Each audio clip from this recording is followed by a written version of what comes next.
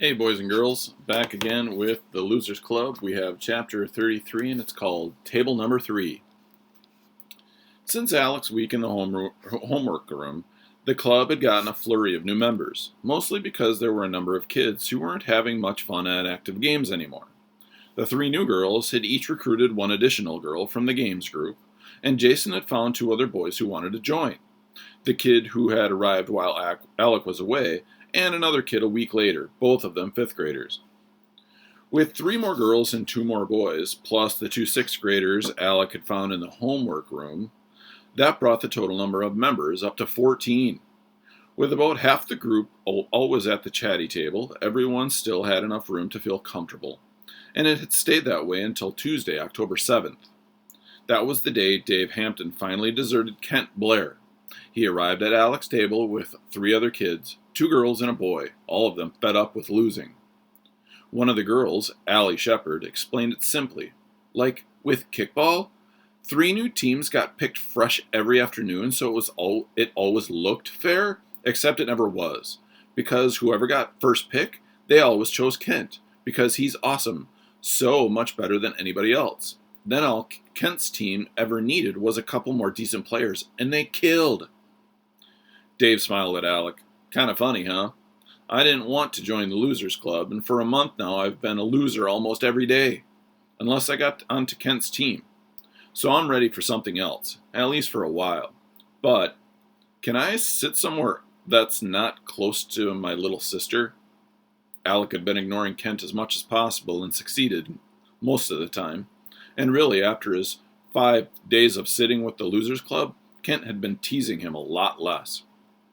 But even without much contact with Kent, Alec couldn't help noticing how things had changed in the sports corner. For one thing, the growth at the Losers Club and a couple other clubs had reduced the number of kids in active games.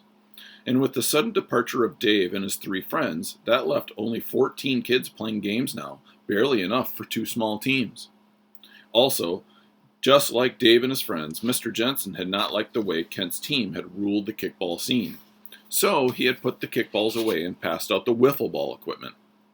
That meant Kent was no longer the king of kicks. Now he was the wizard of wiffle. Alec had watched him crouch over home plate with that long yellow bat, watched him take a swing and connect. Crack! Perfect form, quick hands, terrific follow-through. He looked like a big league hitter. And like before, Kent's team was always called the Champs, which they were day after day. More like the Chumps, or the Chimps. Alec smiled at his own cleverness, but then quickly squashed those thoughts. He was trying to do less name-calling, which was difficult. One nice thing about wiffle ball, no matter how hard Kent slugged it, the light plastic ball never got anywhere near the club tables. When Alec walked into the gym on the afternoon of Wednesday, October 8th, instead of going to his table, he went toward the supply closet along the back wall. Mr. Wilner was sitting at his small work table, writing in a notebook, but he looked up and saw Alex coming.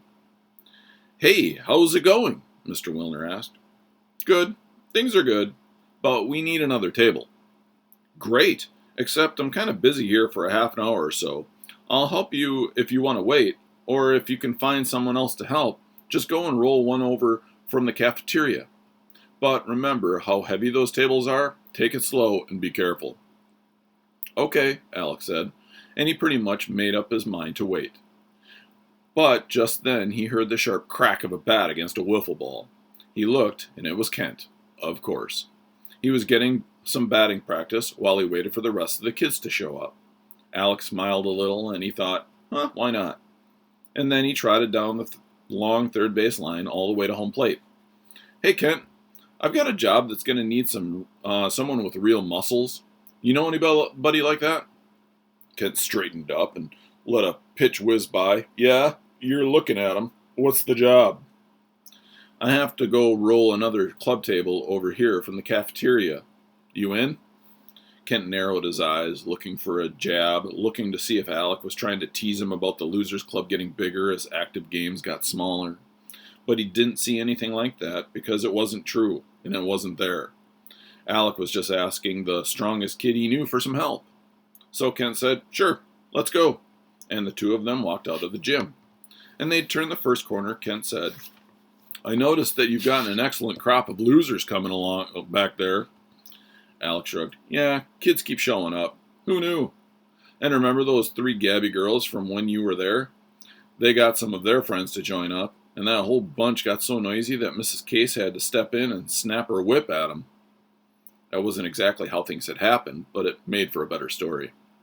When they got to the cafeteria, Alec tried to get Luke's attention, and failed. Luke had rejoined his animation group, and he sat bent over his iPad, rolling back and forth a little as he typed on a Bluetooth keyboard, lost in code land. But the mini-losers were still going strong without him, and Alec noticed that both of the club tables were nearly full. The wide rubber wheels of the folded cafeteria table rolled smoothly on the tile floor, but the thing was awkward and very heavy, and Alec realized how much of the work Mr. Wilner had done when they had moved the second table together. Alec said to Kent, "You want to push the back or steer the front?" "Steer," he said.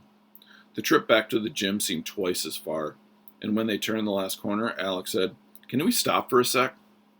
"What's the matter? Tired?" said Kent, and Alec heard the taunt in his voice. He ignored it and said, "Yes, very tired, and hot and thirsty too. Not everyone is a Superman, you know."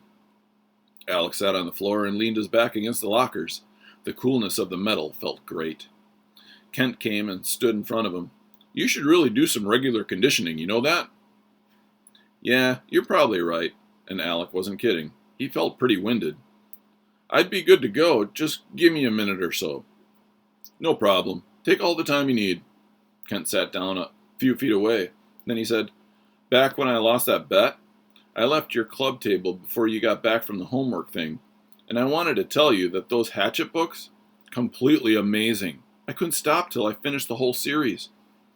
Alex said, "I believe it. They're all great. I just finished Brian's Hunt for the first time last week. Really good. And how about the LeBron book? Pretty cool, huh?" Kent nodded. "Very cool." Alec was about to keep talking about LeBron, but he could tell Kent wanted to say something else. Kent hunched his shoulders forward and stuck out his chin, and Alec tensed up, not sure what was coming. Kent spoke slowly. "So, I guess you knew my mom and dad got divorced, right? I figure you must have known since you made me read Hatchet first." As the meaning of Kent's question sank in, Alec felt like his lungs were collapsing, like a boulder had landed on his chest and all he could do was keep exhaling. Because ever since 4th grade, he had been reading Hatchet just for the action, for the sheer adventure of all of it. But divorce? Divorce was a big part of the story, a huge part of the main character's thoughts and feelings, and the kid was torn up about it. And to think what reading about that must have been like for Kent, especially if he believed Alec had made him read the book because of that. Alec wished he could slide down and vanish under the floor tiles. He gulped hard. "I didn't know that, and I'm sorry to hear that.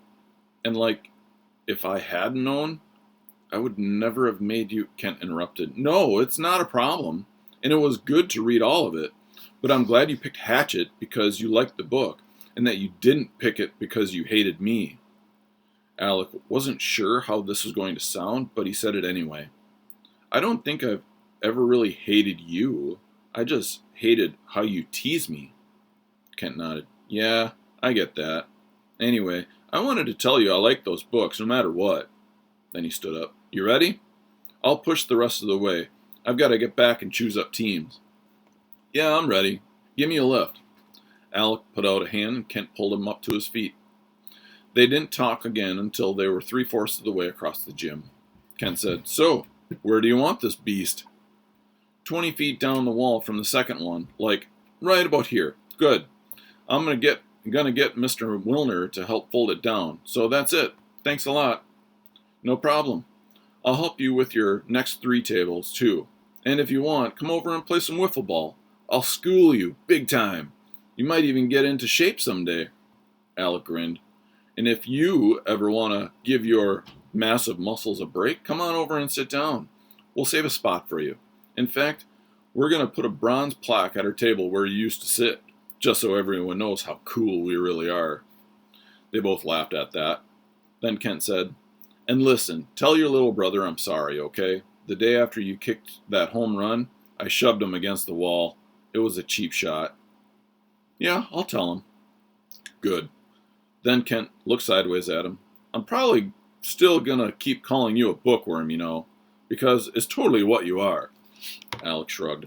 Go ahead. Say it all you want. It won't bother me a bit. Oh yeah? That's new. How come? Because it takes one to know one. Kent laughed, then gave him a quick punch on the arm, which didn't tickle, but to Alex, it felt pretty good. All right, that is the end of chapter 33. I hope you guys enjoyed it. Bye, guys.